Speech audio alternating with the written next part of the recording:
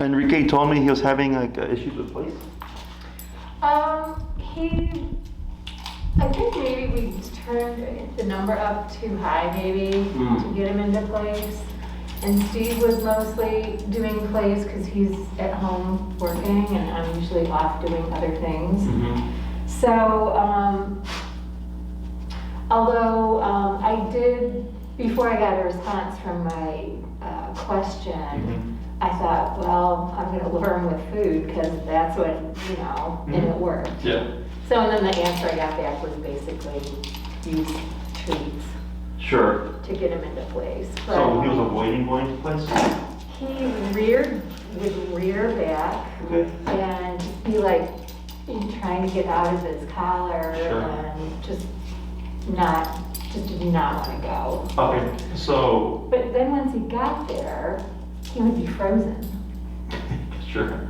He would not move. Mm-hmm. And that was sort of a weird thing. That's what Steve said. When I got him into place using a treat, it was a towel on the floor and he was able to relax. Okay. He wasn't frozen, but I guess when he was in place on a chair, he just wouldn't move. Like a chair like this?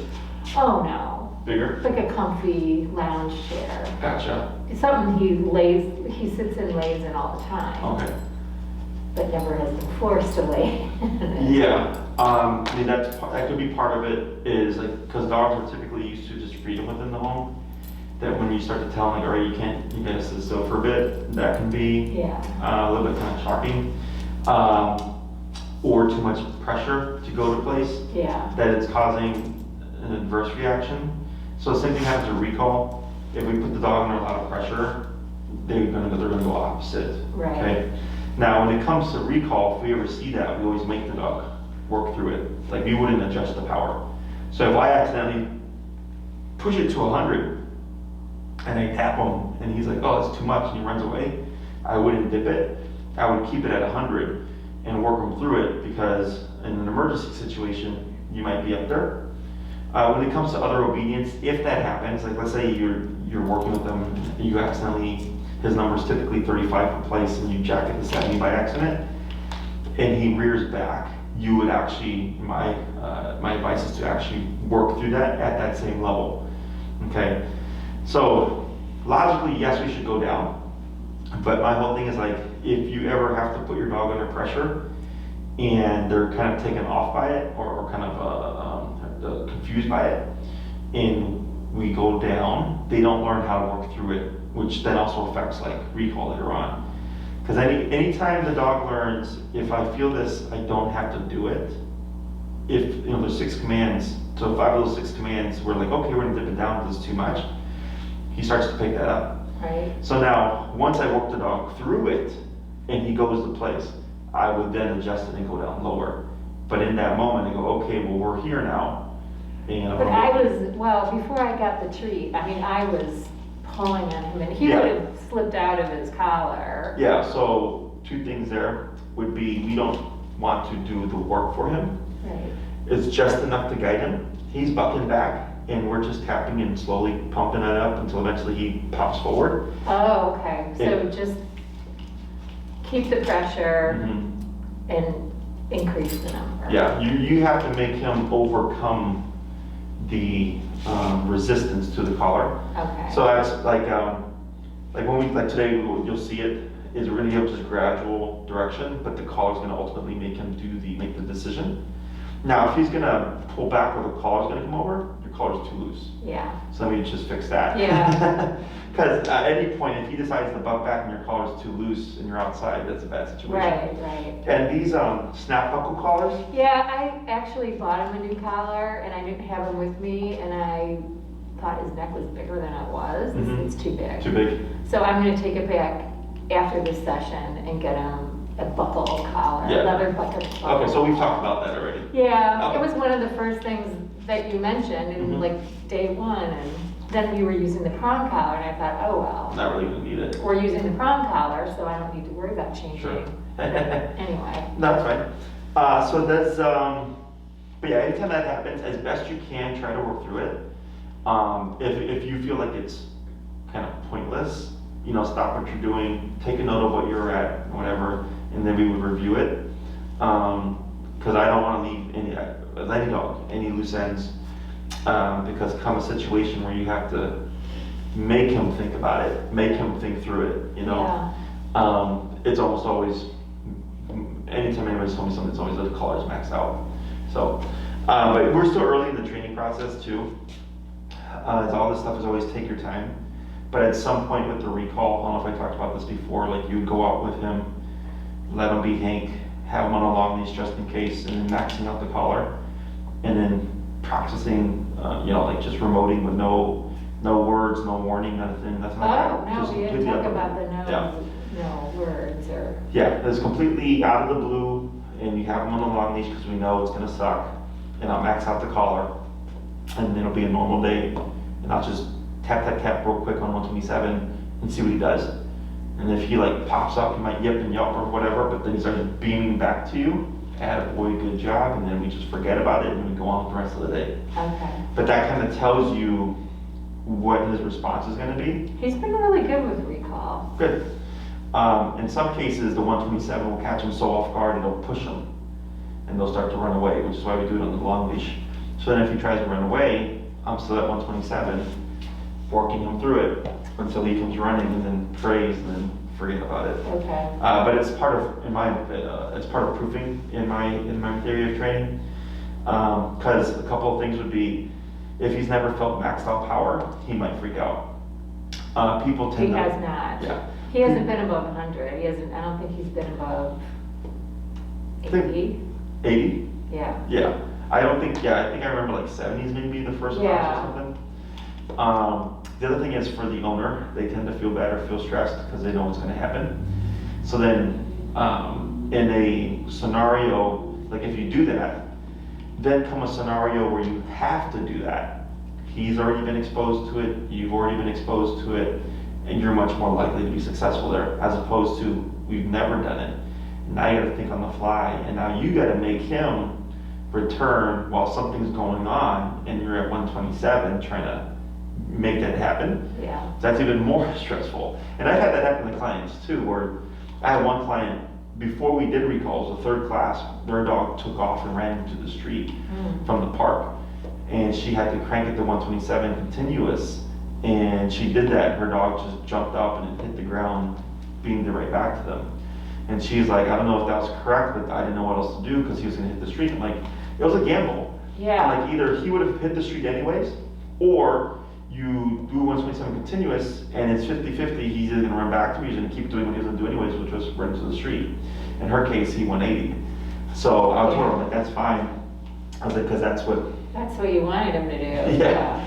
So I told her ideally we would have done conditioning first, but it was before we even did recall. Right, Like, right. it just happened.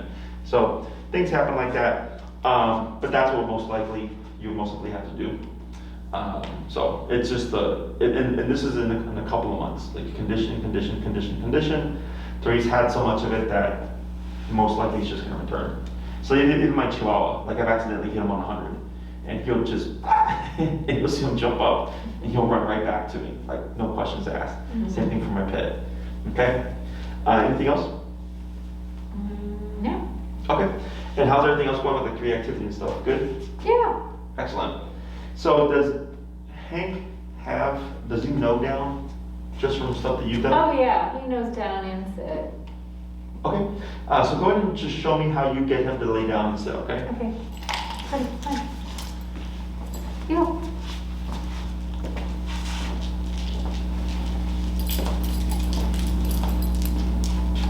Well, he does the auto sit. Yeah, that's fine.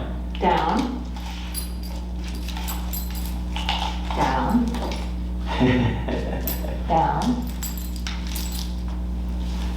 He usually doesn't do the belly. So is down for you, like down, put your head down? Head down. Completely resting. And we do it for treats, we do it for food. Mhm. Let's do a better example. I'll get some food.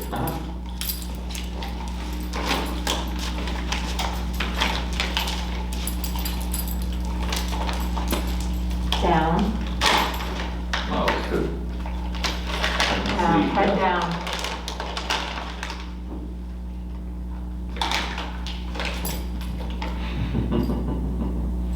pretty dog.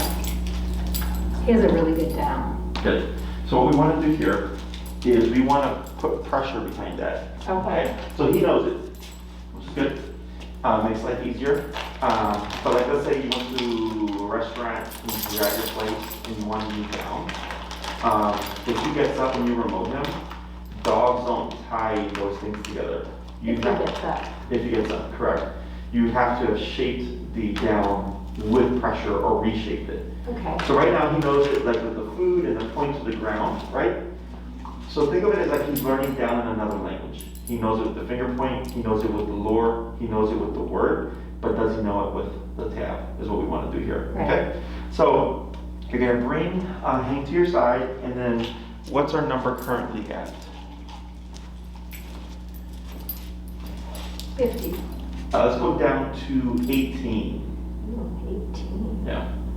So higher numbers make dogs move and typically move faster. So if we're trying to do a more passive stationary command, 50 is opposite to that. So we always go down low and work our way up. Oh, okay. Place is a little bit different because place is he's moving to Right. something, heel, he's moving with you, recall, he's moving to you. So those you can do more power to incentivize the dog to move more quickly. But with down and sit or stay, we usually go down low and work our way up because higher number would most likely make the dog want to move. Okay?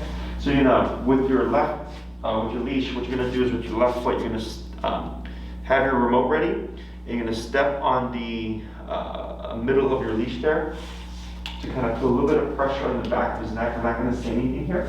So go ahead and pull up your leash a little bit until you start to feel pressure in the back of his neck. About right there. And now tap. Tap. Tap. Let's go to 24. Tap. Tap. Tap. 30. What are we looking for him to do? To start to move down, to go into the down position. Oh, you're supposed to just figure that out? Mhm. Tap.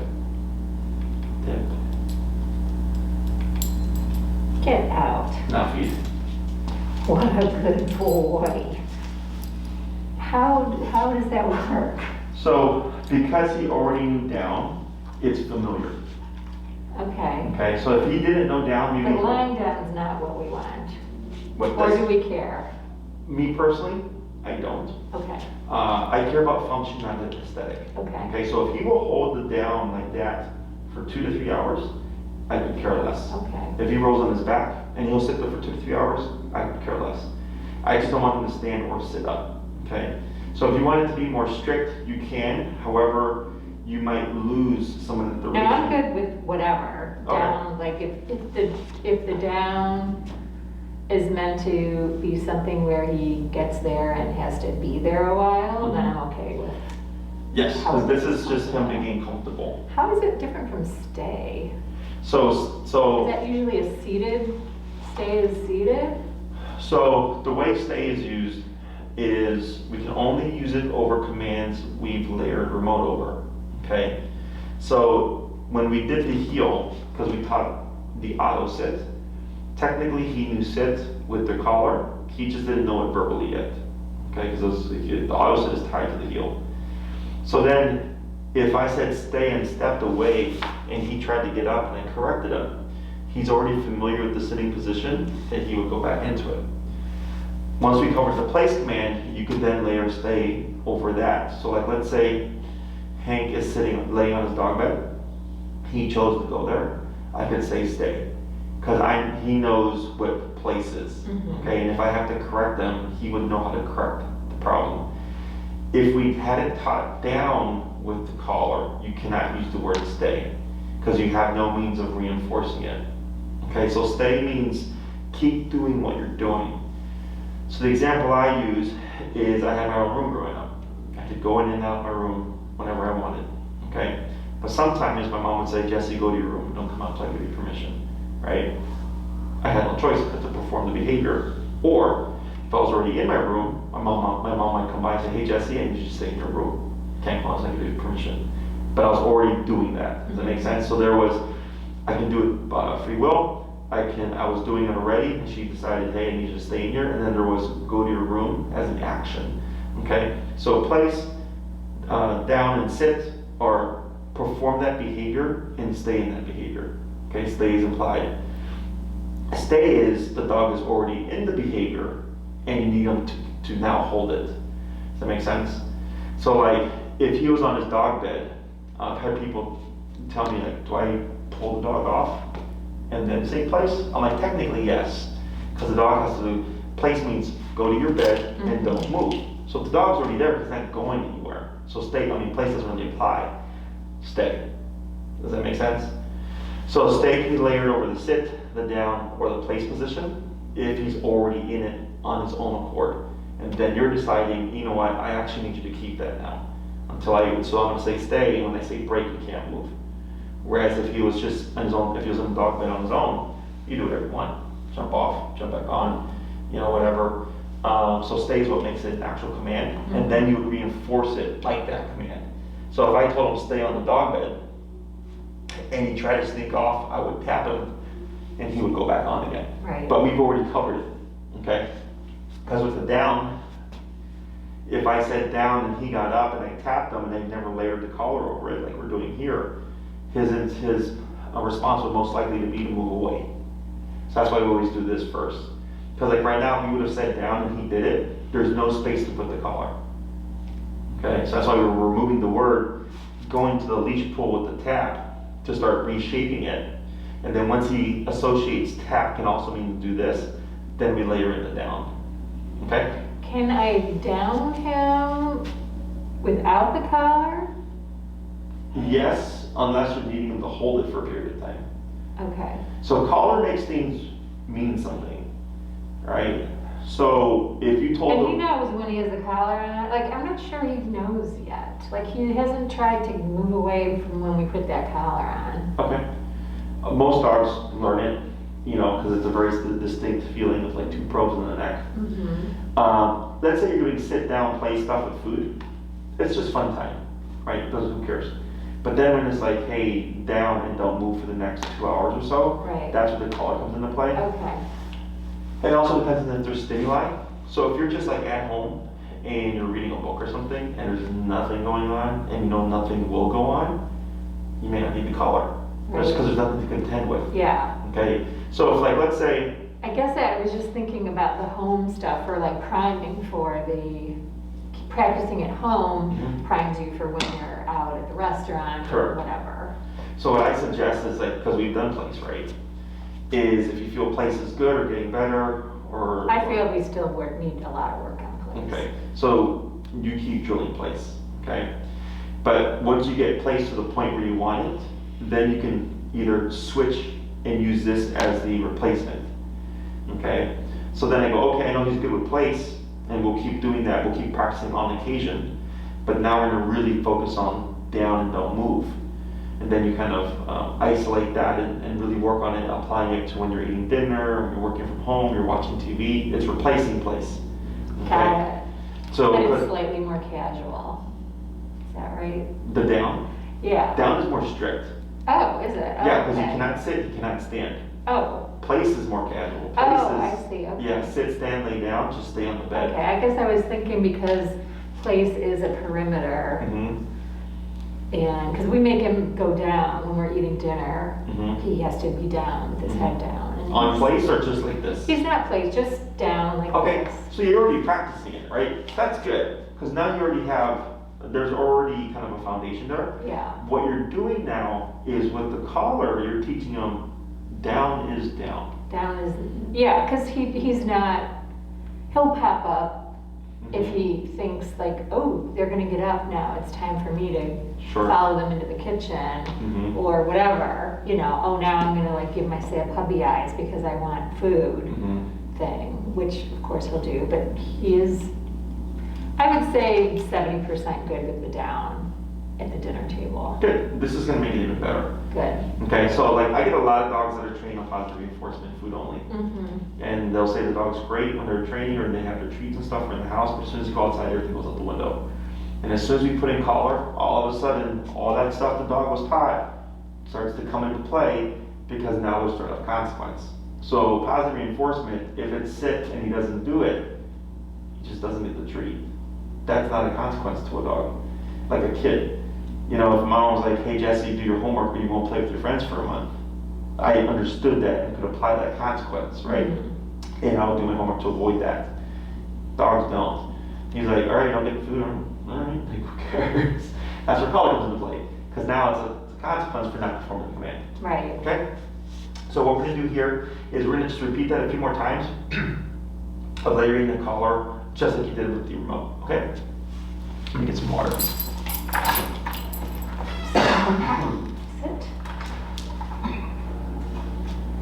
Hey, Elias.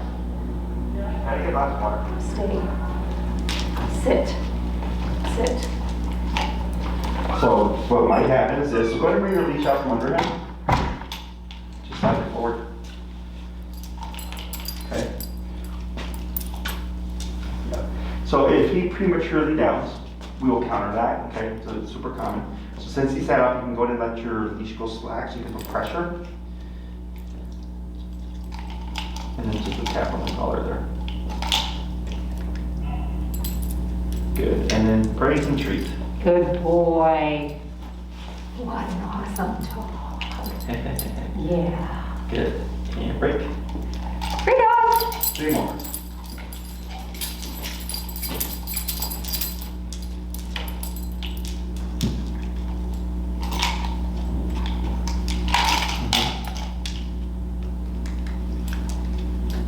Good.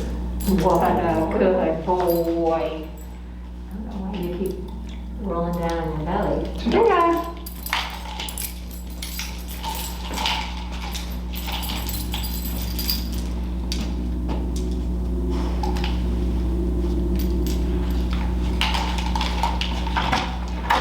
Thanks.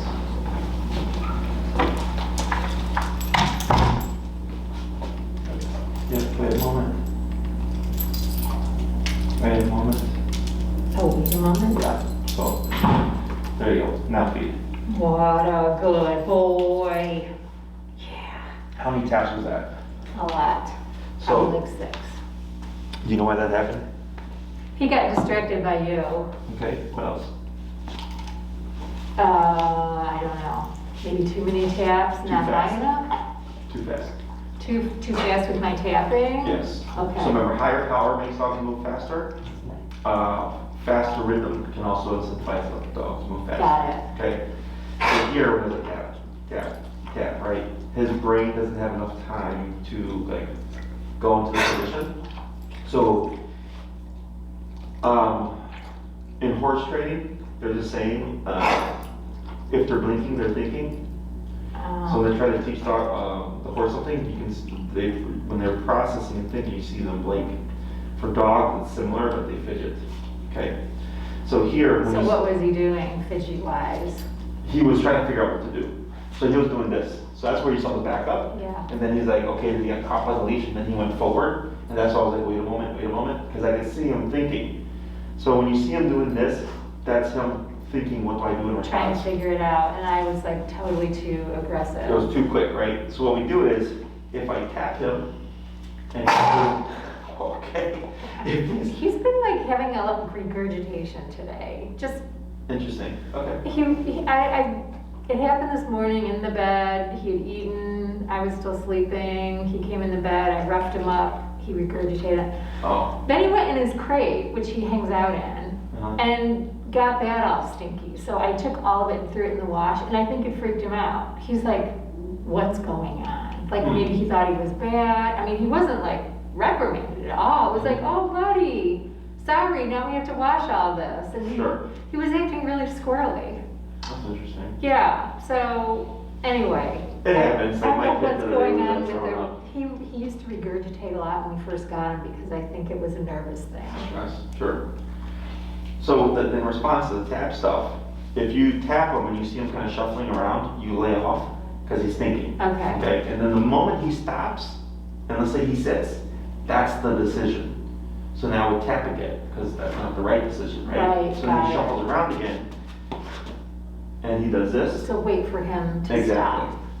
Wait for him to decide. Correct. Okay. So if you tap him when he's moving around, he's thinking, and then once he comes to a stop, that's the decision, okay? And then you would tap again if needed, or praise and reward if he performed the correct command. Okay. So let's try it 2 more. Let's go.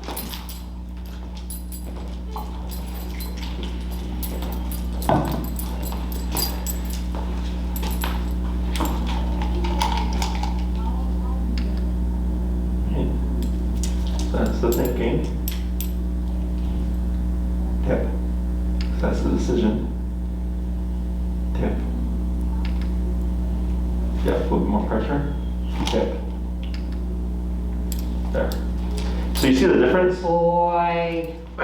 Yeah. Where he wasn't moving, right? He wasn't fidgeting at that I'm point. just wondering why he's, I guess because that last one was so like messed up.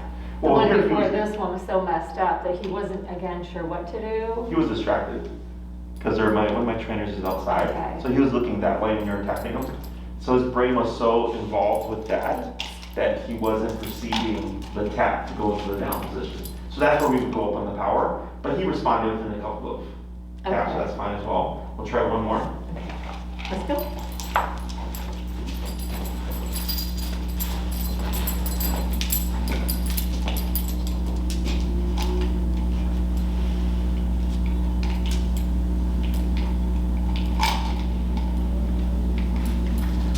Yep.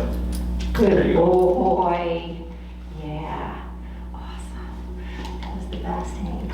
Very good. So now what we're gonna do is we're gonna start being more strict, okay? So on that last one, when you gave him the treat, 2 of them kind of rolled out and you broke position, you got them. We would actually correct that I was wondering. if going that was forward, it. yeah. So here in the beginning, I have to pick and choose battles. So Hank is downing easily because he's already familiar with the command and you use it on a regular basis. So what we're teaching him how to interpret the collar according to pressure. So that's why that step on the leash is important because it's downwards. So we use that to our advantage. And the fact that he's already familiar with it with the tap, and that's why that was simple. Other dogs could take me, I had one dog took me like 30, 45 minutes before I got the first down because she kept panicking and freaking out because you're using pressure and force to put them in a submissive position. Mhm. So a lot of dogs take it, Don't want to be in a submissive position. yes. So then I have to work through it. Otherwise, it stays as an option for the dog if I don't have to, okay? So here, his was easy, so that's good. So once I start to see the dog downing consistently and easily, then I focus on don't get up. Because if it's taking me 5 minutes to make the dog lay down and they pop up, it's gonna take me another 5 minutes to correct them, right? So I just teach them how to lay down with pressure and then feed, and I don't care if they get up. But then once it gets to like this, where I can step on it and tap and they just lay down, no problem, now I can start focusing on laying down and staying down. Okay, so the first, it's kind of like a place command. We focus first on teaching Hank to go there, right? Once Yeah. we got that to be easy, then we stop and talk for a bit, and then we started working on Hank staying there and correcting if he got off prematurely. Right. Same thing here, we're teaching Hank how to lay down using that pressure, and then once I feel like that's consistent, then I go, okay, now we're gonna be more strict, and we're gonna correct Hank and keep him in the position if he gets up, Got it. okay? So go ahead and release him, Bruno. and what you're I'm gonna gonna do do a now few more. yeah, is we're gonna start using the word of down.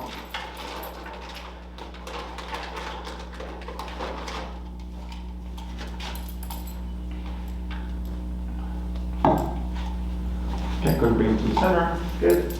And you're just gonna cue the word down, you're not gonna point, you're not gonna change your language at all, okay? Grab your short release a little bit. What you're gonna do here is lightly pull up and then tap on your collar. Tap. Keep the pressure like that, that's good. Tap. Tap. Wait a moment. Tap. Wait a moment. Tap. Tap. Wait a moment. Tap. Tap. Tap. And then you're gonna pump it, go up 6 levels. And this is normal, I'll explain this after. Okay, because he just learned how to go down. Yep. And did so great. Yep. Tap. And wait a moment. Tap. Tap.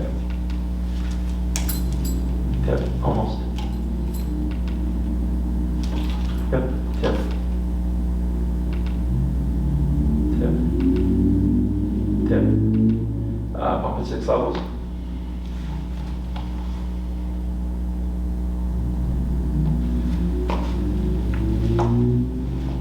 Tip, tip, tip, tip, tip.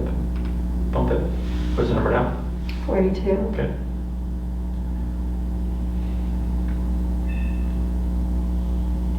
Tip, tip, tip, tip. Bump it. And if you feel like you're working out, you're doing too much. Oh, Just it so you should know. not be really. It's just enough to give them direction. Okay. Yep. Tip. Tip. Tip. Yep, bump it. Tip. Tip. Tip. Bump it. Tip. Tip. Tip. Bump it. Where are you at now? 72. Okay. Tip. Tip. Tip. Tip. Pump it. Tip. Tip. Tip. Pump it. Okay, why is? It's okay. This is all normal. I'll explain it as we go. Okay. Tip. Tip. Tip. Tip. Tip. Almost. A little bit more up. On your collar. A little bit more up. Tip. Wait a moment. Tip. Tip. Wait a moment. He's thinking. Tip. Tip. Tip. Tip. Tip. Feet. What a good boy! Oh my God, that was so stressful. That really sucked, didn't it? No, he's fine. Oh my God. It's you. Wow. So I'm gonna explain why I did it that way.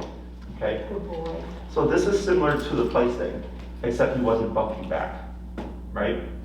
So we just kept going up gradually. Okay, I guess, yeah, you're training us as much as we're training him, so I get that, but it was like, oh my God. Like, I would have given up way before I hit 80, whatever. Yeah. 93. But he's not feeling 93. If you were to really feeling 93, Okay, big reaction, okay. right? So there wasn't a reaction until you hit 80 something. Then his eyes started to twitch. So what happened was he shifted and they moved the collar and he wasn't feeling anything. But the reason why I made you do that, because this happens like almost all the time, at least once with a client. Getting them to go high on the number. Going higher in the number, but also this is what I call troubleshooting. Okay? So right there, we're in a controlled context that we can take our time. There's no rush. Okay? In real life, there might be rush, and you're gonna have to troubleshoot on the fly within seconds. Okay? So right now, I just showed you how to make it happen by gradually increasing that power. Now, I have a really good read on dogs, so I could tell he wasn't under any kind of discomfort. There was confusion for sure, and I'll talk about that too. But I was essentially working you through that because, like you said, I would have given up way earlier. Yeah, But when he's off leash and something's going on, are you gonna give up? no, Right. So when you just said right now, that was stressful, yeah. right? That's gonna be real life, but except you're not gonna have all the time in the world to figure it out. You're gonna have seconds. Right. Okay? So in that situation, you wouldn't crank it all the way up. You wouldn't crank it 6 notches and tap, tap, tap. You'd be going very quickly. So if you ever see me trying to figure something out really quick, I'm not looking at my remote, I'm looking at the dog, and I'm just turning and tapping until I see, like if the dog is lunging and So you're barking. not even looking at this. Mhm. You've just gotten the feel of like, this is a few, Yeah, and I know clockwise goes up and counterclockwise goes down. yeah. So let's say a dog is lunging and barking, and I need to get that fixed right away, and I'm turning and tapping, I know as soon as I hit the right number, the dog's gonna go from lunging and barking to back. And as soon as I see that happen, I can stop turning and I can just keep it at the pressure I need it to, unless the dog goes back, and then I know, okay, I gotta crank it again, okay? So I already have a feel for it, because I need to fix it like this. But when you're trying to do it mechanically, right, like I taught you, and the reason why I taught you that was to give you a structure. Because people always struggle with, well, how do I know when to go higher? Right. So that's why I said after 3 taps, no Right. response, bump it. Now, in a few of these, we went a few more taps, but we would have technically followed the 3 tap rule. So once we hit the 80 or 90, 93. 93, I could tell we were at that range because he started to do what? He really started to flinch. Flinch or fidget, right? Fidget. When they're fidgeting, they're thinking. I wish I had something around with fidget, but it's just midget. So it's not as cool as if they're blinking, they're thinking. Yeah. But yeah, I started to see him move. So that's why I was like, all right, we're gonna keep it here, but we're giving space, right? It was tap, tap, tap. And in between those taps, I was seeing some shifts. And I go, at some point he's gonna pop up. Right. And he got it? Yeah, you were like waiting for it to happen. Mm-hmm. So but I've already done this. I've done this for 10 years. Oh, yeah. You know, so I can see that. So now it's getting you to be able to recognize that, okay? But then, you know, so whenever we come across anything within the controlled context in a training session, that's what all this stuff is for. You're developing your skills as a handler, okay? So I don't need to have better skills and train him for you. I can already do that. You need to do that, right? Oh, absolutely. So Yeah. here, if you ever see this happen in a training session, my advice is that you work through it. And that's exactly how we approach it. We started at the number we were at, and we went up in increments of 5 or 6, whatever, took our time. And then as soon as we start to see the flinching, so that if you're practicing at home and you see this happen again where he locks up, so the confusion, you're correct. We just taught him that tap means lay down. So what happens is some dogs, you'll just see it with those start to shift, like how down do I have to go? But that's why that upwards tension is important. Right. Because we're telling him, hey, but that tension's not going down like it was before, it's going up, right? It's countering what we were doing before. So now he has to figure out down and tap means this, up and tap means this, okay? But you're gonna see the confusion. There's no way around I it. thought he figured out sit and tap, like way at the beginning of the heel He stuff. did. I thought we learned that, But we but I just guess taught- we're confused. We're layering on, and it's now he has to really Yes. differentiate. Yes, because the last thing he just learned was tap means lay down. Right. So he's gonna be incentivized to do that, okay? Happens all the time. And So- he has to learn the difference between the words. Correct. So as we teach more things, we create more problems. It happens all the time in dog training. So like I have a client, the client that you saw before you, his Doberman knows now at this point probably 20 something commands all from remote collar. And he has commands like down while he's running, he'll flip facing this way to flip facing the other way and reverse walk. He has all these different commands on him, right? And all of that on one sensation. So he has to really think about what he's supposed to do when he hears a cue. But there's been a lot of struggles along the way because as we talk more things, now we create more problems, right? So then we just have to fix it and Right. tighten things up and then keep going. Is this somebody who just wants that level of trick pony? Yeah, so his Doberman, like he enjoys the process, you Okay. know? It's very rare, like I've had maybe a handful of people in my career Who want to go like who that just far? keep teaching. So we're on 40 something classes now. Oh, wow. You know? And I've had a few other people in the past too. Typically, the only people that do that are the ones that want protection training. Because in protection training, you have to have full, absolute Yeah. control over your dog. Yeah, But most people is like the 6 commands. Okay? yeah, So with the sit from the down and the down from sit, those are different things for him. So that's what we just did. So that exercise really was one to clarify for him why you had to pop up, right? And then for you to teach you, if you're in a controlled context, use it to your advantage. Now, because you're getting used to it. And eventually, like if I had him, I would have had that done within seconds. Because I would have already known to ramp it up really quick. But you're getting used to that, right. okay? The other thing is getting him used to thinking while pressure is increasing so that he has to learn how to think through that process as well. Well, yeah, it's hard to think really fast when you're under pressure Mhm. as a human. Yeah, that's why we do it. And the other day I had a gentleman here, he was military. And we're talking about the dogs and stuff, and I started talking about things like this, and then I asked him, I was like, I'm pretty sure you've had to learn to operate under pressure and think as clearly as possible. And he's like, absolutely. Yeah, I'm like, it's the same thing with this, you know, because if I don't have a solid recall, I don't care if there's fireworks blowing up or there's a dog fight going on or whatever it is, that dog can't learn how to think under pressure, we have a problem, you know?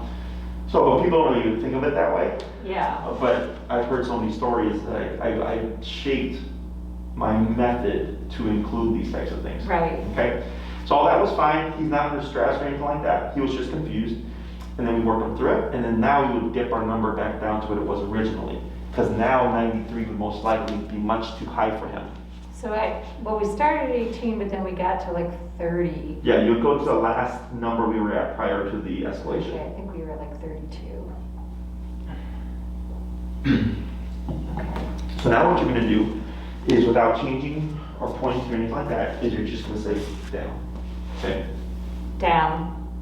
Now jump to your remote, right? Just in case, there we go, so he performs it, right? Good. So you'll keep the leash in your hand here.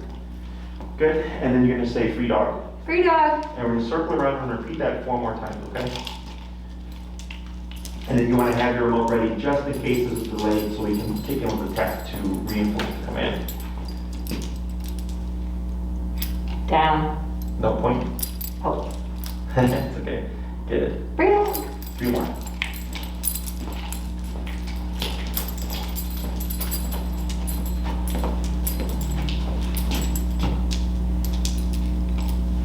Down. Perfect, good. And Awesome boy, free dog. Mommy's trying not to screw it up. Down. yeah, because he stopped halfway, so there was a tap there, right? Oh, no, I didn't. Oh, I thought you had tap, it's okay. No. That's fine. Free dog, Free dog. 1 more. So if he's not immediately going down, he gets a tap. There's a split second time frame. So like right there, because he like started it and like stopped like this, so right there is where I would have tapped to push him into the rest of the Got it. behavior. Down. Yeah. Like that. Good. Free dog. So now what we're gonna do is, when you come to a stop, you're gonna stay stationary. Let's see what he does here. Okay, so he auto sits. So now that we're teaching down from the sitting position, what do you think, what problem might we create here? That's the only way to get him into a down? Technically, right, that he'll sit to down, okay? Now, a lot of trainers will tell you, never teach a dog down from sit. And the reason is because when you tell them down, they will usually do this to this, okay? Now, I don't care because it's just family pet. But trainers come from, a lot of trainers come from competition. And in competition, it's against the rules or frowned upon for a dog to sit to down. You want the dog standing to a down position. Does that make sense? Like all 4 legs are cranked down at They the go same like this. time? It's just the way a dog's body folds when they're standing is they go back like this. Yeah. So they apply that to family pet, but it's easier for the average dog owner to teach down from a sitting position. So that's why I shape it that way. Right. Okay.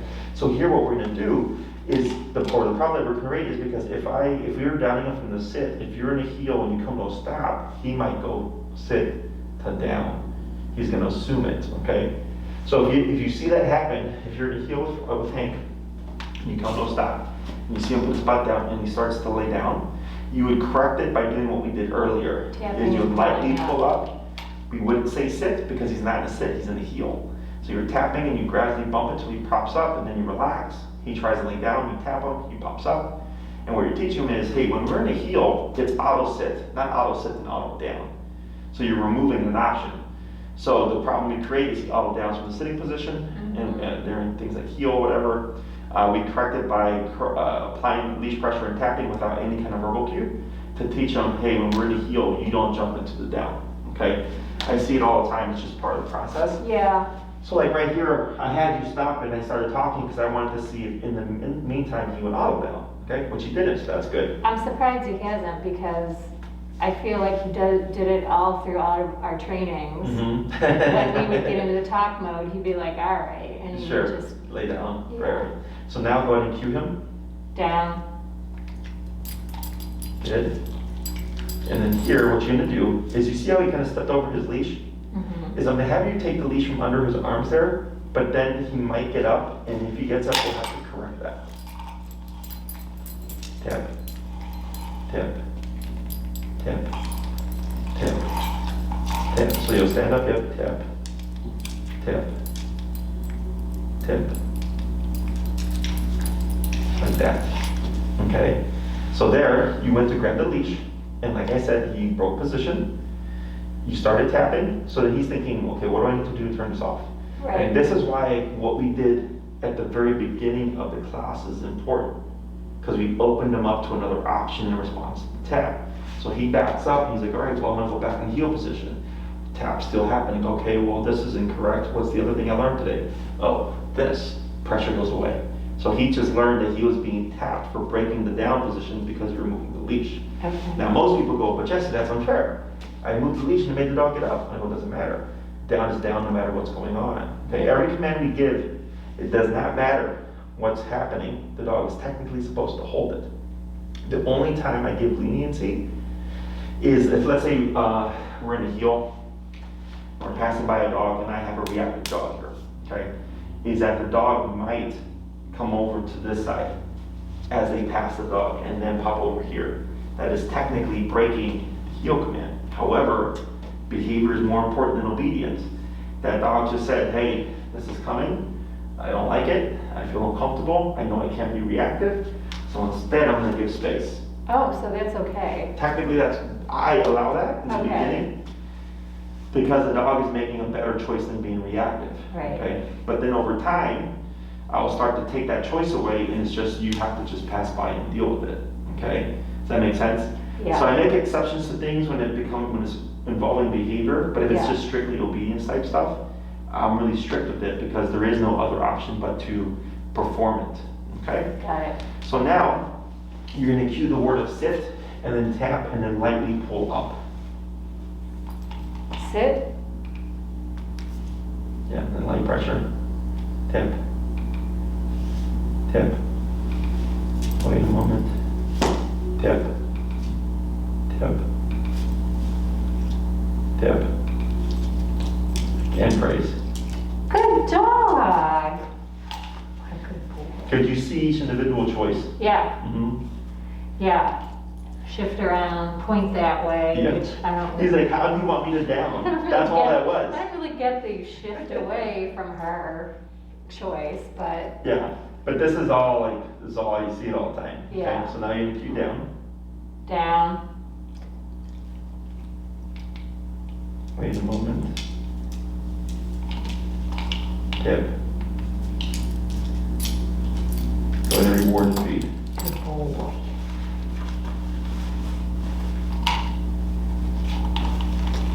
Good. We're gonna do one more. Sit.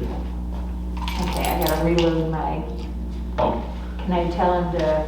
Oh, okay. it'll make it easier. There we go. Okay. Tip. Wait a moment. Tap. Wait a moment. Tap. Tap. Wait a moment. Tap. Tap. Tap. So what you're gonna do here, oh no, you might get it. Yep, tap. And then shorten your leash.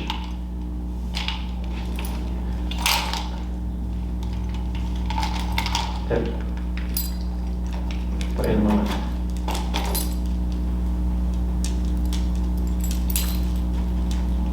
There. Okay, but that's a correction, so we won't feed that. Okay? Now, I don't care how long it takes. I've had dogs take 5-10 minutes to figure out what to do, but then once they get it, if you're doing it initially, praise, reward. Right. But if it's in the interim, he has to figure out what is it that I'm being corrected for, because he got completely distracted. You saw the trees and stuff that came into the space. Right. But dogs are able of returning to that position. You just have to have the patience to make it happen. Most people don't think dogs are capable of that, so that's why we reset or make it easier or repeat the command and stuff. Got it. I don't. So it's kind of like, me personally, I learn things best if I figure it out myself. It's the same thing for dogs. When I get dogs that have a really difficult time, and the owner's like, well, can't we do this or can't we do this? I get to help the dog. I'm like, I get it, but the dog needs to learn to do it with the pressure. Because Right. once they get it the first time, then the next time's 5 minutes, and then 3 minutes, and then 1 minute, and then 30 seconds, and then a Right. second.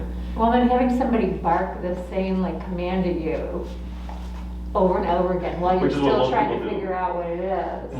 And we're giving them time to think, right? It's just, nope, that's not it, buddy. Nope, that's not it either. Yeah. Nope, that's incorrect. Nope. Right. And then, so what I was gonna have you do is pull to your left to guide him back, because he would have that as a reference point. But that's why I said when he came around, like, oh no, I think he's gonna get it there. Because he went back to where he started, okay? Because he's thinking through all the stuff that he knows. And then sure enough, tap, and then he popped forward. But because you limited the leash, it limited his range of options. And he said, okay, boom, there you go. Okay, go ahead and free dog. Free dog. You're gonna circle around and we'll stop.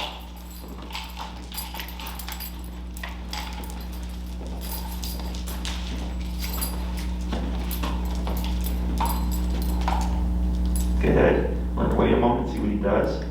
So he auto downs here, okay? This is fine, because you're not in a heel, right? So all we do here is just go opposite to him. So if you put him in a heel and you stop, he has to auto set, okay? When you practice this exercise, and I call this puppy push-ups, because you're going to sit down back to back, is we don't incorporate heel, okay? Because we're trying to avoid the problem of the auto down, right? Now, chances are it's going to happen, but by avoiding that within the context of training, we can ideally not make it happen. So here, he decided to auto down. That's actually okay, because now we have the opposite command. Okay? Now I can make him sit. Correct. So you're gonna cue sit and just have your remote ready for the tap.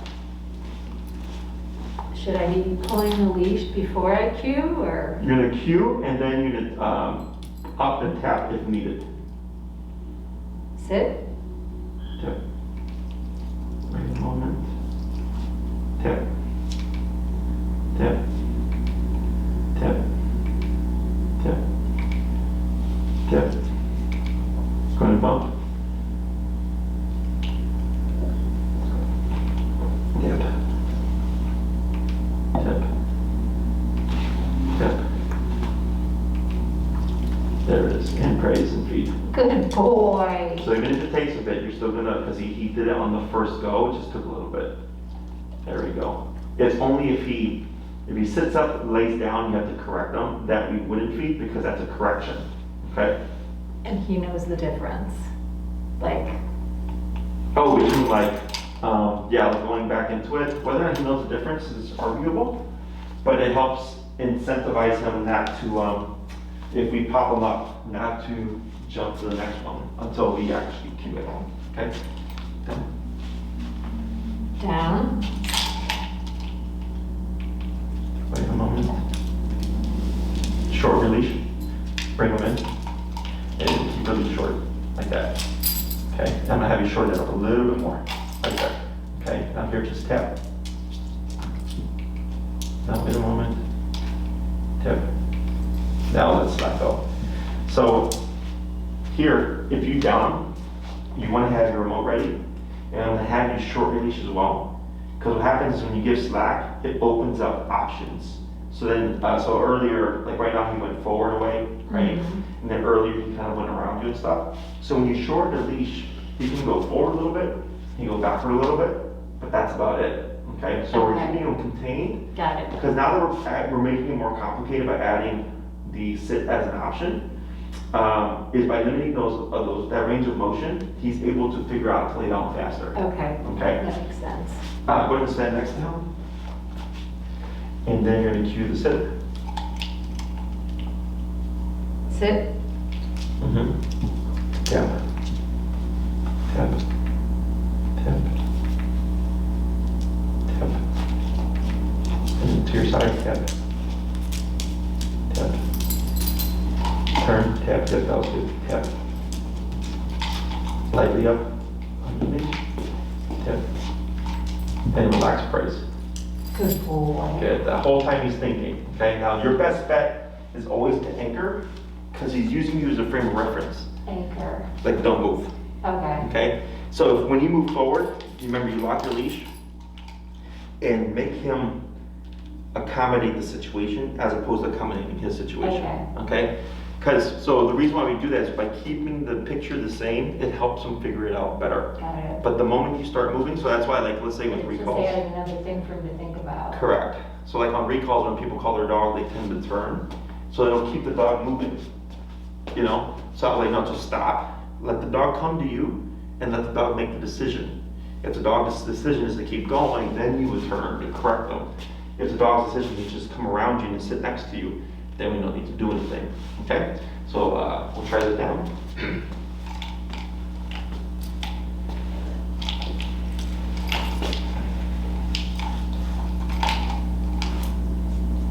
Down. Good. Praise. Feet. Good boy.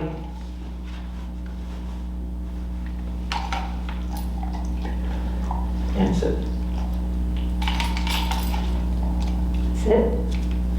There you go. Good. Awesome dog. Yes. So this exercise here of the puppy push-ups, twice a day, 3 to 5 minutes, real short, okay? So just go, up and down, but not from a heel. Mhm, Just walk around a little bit, mhm. and then, yeah. Jump, if he lays down, you go into a sit. If he sits, you go into a down. Do a couple back to back, changing up, maybe do 2, and then you do 4, and you do 3, so he doesn't pick up on pattern. Also adding different lengths of time between each command. So you might do sit, wait a few seconds, down, sit, down, then wait a few seconds, break, free dog, right? Because if you do down, sit, it's gonna be like a clock.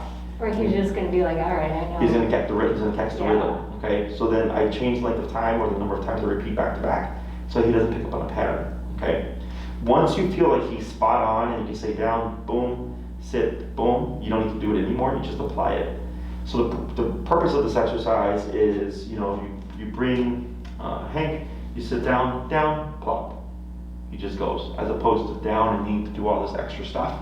He just goes into it. Then I just step on my leash, giving Hank like a foot and a half of slack. Got my remote on, and then I do whatever I'm gonna do, watch TV, read a book, do computer work, whatever. So this way, if I start to feel the leash tug my foot, that tells me Hank's doing something. I can take a look, give him a tap. He should reposition into the command, no repeats, right? And then go back to what I was doing. Okay, so this puppy push-up exercise, super short, 3 to 5 minutes. Feel free to use food. If you feel him get confused, take your time and work through it, okay? Until you get the result you're looking for. If he's doing too much stuff, that means he's got too much leash. Okay, so then you would just shorter leash, you can choke it up like here, so then it limits to what he can do, and he should be able to get the command much more quickly. Okay, so that's how you teach him that a down means down, and you stay there until I let you go, because you get him down. Instead of like doing a place, you would do it down. Correct. And on a leash with your foot on it. Correct. Right now on a leash, just like with place. So the puppy push-up exercise is to help him get a clear concept of the down and sit commands respectively. Okay. The down while I eat dinner is duration aspect. So we wouldn't go down, sit, in the middle of dinner. So down, step in the leash, and now he's going to hold it for a period of time. Okay. Feel free to use food, because when we do anything that's redundant, like place break, I keep it short, 3 to 5 minutes, because the redundancy, it can be frustrating or stressful to dogs. Because he knows, he's like, you're just gonna send me there, and then you're gonna remote me, and you're gonna release me, and you're gonna remote me again to go there, right? Because it gets frustrating, so that's why I keep it short. And then once I see the dog gets it, I just go to application and I stop with the repetitive stuff. Okay? Mm-hmm. So everything he did today was normal. Nothing out the ordinary, you see it all the time. Okay. If you feel him bucking around on the down, you're probably putting too much pressure on the leash. You're probably too high on the collar. So earlier when you tapped him, what's your number now?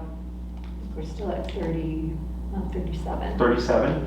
37 may have become too much pressure, because on the down, you see how I tapped him and he moves backwards. So then if I see that, I might go down a bit. Okay. You would work him through that one, but then you would go down in response, thinking that it's probably too high. Okay. But if you're stepping on the leash too much, or it's too high on the collar and stuff, you're going to see a lot of like movement and bucking around, and that's what that usually is. Okay. Okay. Questions? No, not about this. It'll just be like we're gonna have to like retrain ourselves as much as we're, just because he knows down the way The we habit, do yeah. down, and we've kind of been using like a stay command. Before we learned stay, Mhm. we learned to make him stay in the kitchen while we went and hit a treat in the living room. Sure. And then free dog, and then he finds it. Mm-hmm. So we've been using like those kind of things, and I don't know, should we stop it or use some different? No, or you just alter it so that it kind of falls in line, you know, so like, if you put Hank in the heel, you go to the kitchen, and he's in a sit, stay, and you walk away with the right leg, you hide your treats, and then I would come back to Hank. I don't like releasing dogs from stationary positions from a distance, because it becomes an option, okay? So if we always avoid it, and I only free dog Hank within a 3 to 5 foot radius, he's not gonna assume when I'm over here that I released him. Got it. And this comes into play like when, let's say you're outside or something and you have him in a stationary position and you need him to hold it. If we remove that option, it's very unlikely he's gonna make that mistake. Okay. It's the same thing for I don't do recalls from stationary positions because then the dog's gonna assume you're gonna call them. So then you have your dog in a stay and you need him to hold it, and all of a sudden he's running over to you because he's thinking, you're gonna call me? So to avoid those problems, I don't practice them. But you can still do that stuff. It's more of a game than it is like, Yeah. do this. It's just making them work for the treat. Yeah, but it's not, how do you say, a different way of practicing. It makes it always not so rigid. And I actually, like when I get dogs that have good ball drive and stuff, I'll tell the owners, like, you can blend your fetch time with training. You know, you can use it to prove things and distract things and reward things. It's perfectly fine. It's just making sure that we're not confusing concepts, you know? Mm-hmm. But yeah, I have no problem with that. Okay. And then the other question I had was not about any of the training, it was just about his third daycare session. Oh yeah, they told me. That he just doesn't do anything. He just doesn't. Yeah, but it's not uncommon though. So the second time they did, because I talked to him, I think it was Enrique, and he said the second time, or maybe it was my brother Corey, he said they just kind of playful and stuff. But then the third time, and I don't know if they used the same dog, because that makes a difference too, is that he was more defensive. Mm-hmm. He was more on edge. And it's just like with people, like we have good days, we have bad days. Yeah. But it doesn't mean that he's completely not interested. We just do that to evaluate the dog, and then we go, okay, on the second day we saw he was playful, on the third day we saw he wasn't playful, but we know he could be playful. Mm-hmm. So then it's just keep repeating. Okay. Because I've had dogs come here, I think I may have told you, I had 2 dogs come here 20 different times. I know this because they were on bundles. And literally after the first like 20 times here, they finally opened up and started playing. Okay. And both those dogs went to other daycares and played just fine. So they asked me like, why is my dog not wanting to play? And I go, because we have rules here. So the dog is more apprehensive of the choices they make because they don't want to be corrected. Right. So once they understand, like, okay, like I can loosen up and I can play here and I can run around and all that stuff and not be corrected, they're fine. Okay. So it can still go either way. But we saw on the second day he was like, it looked like he was engaged. Mm-hmm. And it was the third day where he was kind of off. But it's nothing like. Okay, Yeah. I guess I didn't hear the off part of it. I just heard that he was in the group pen. Mm-hmm. Maybe I misunderstood and just kept to himself. So group pen is where all the dogs play. Yeah. Doesn't mean he was in a group. We do one-on-ones in the beginning. Oh, so maybe he was just in there, even like, for some reason I thought in the third session that he would be more in the group, but no. No, he was He one-on-one. was still one-on-one. Yeah, if we see some dogs right off the bat, you can just tell they're players. Yeah, We put them in a group. okay. But when we see the guys being standoffish, we do one-on-ones with different personality types to see who does a dog vibe with. Yeah, You know, and then if we see, like, let's say you brought him back, right? And we see a few dogs that he kind of favors, we would really keep pushing him with those dogs. Because it's just about him opening up. And then once he opens up, then it's, okay, now we got him accepting these 3 dogs. okay. When it's So started it is to- possible. It's not. Sit. Good boy. He probably shouldn't have gotten a treat for that. That was correction, and also you wouldn't repeat. You would just tap on to the Got it. But yeah, it is possible. Whether or not it's gonna happen is still up in the air, but he was playful in the second. Like, he looked like he wanted to engage.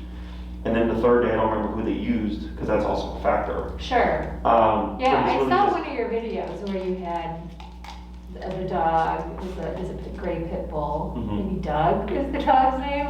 I remember like 2 different dogs were used for him to see if he responded. Mhm. I think it was the dog Doug. I don't know. Yeah, I But think that that's was, a yeah, I'm little bit, assuming that's how he was handled. Yeah, it's the same thing for all the dogs. We use females, we use males, you Yeah. know, Big and smaller small. dogs, bigger. We're trying to figure out, okay, Yeah. where does he click? And then sometimes, you know, like maybe he was corrected earlier in the day in the kennel for something, and that can also affect how they socialize.